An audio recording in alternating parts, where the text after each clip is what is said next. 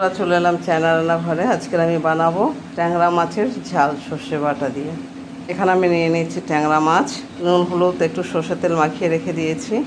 মশলা নিয়ে নিচ্ছি টমেটো কুচি, পেঁয়াজ কুচি, সর্ষে পোস্ত বাটা, কাঁচা লঙ্কা চেরা। কড়াই গরম হয়ে গেছে, এবার এতে দিয়ে দিচ্ছি তেল। তেল গরম হয়ে গেছে, আমি এবার মাছ ভেজে নেব।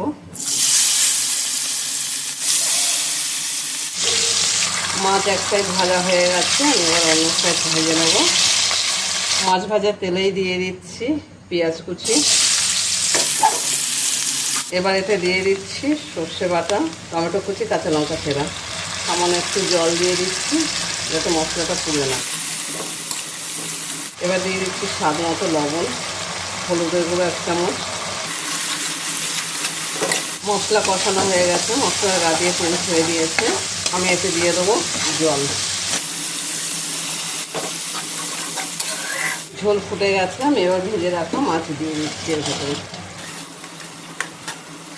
রান্না হয়ে গেছে, আমি নামানোর আগে দিয়ে দিচ্ছি এতে ধনেপাতা কুচি।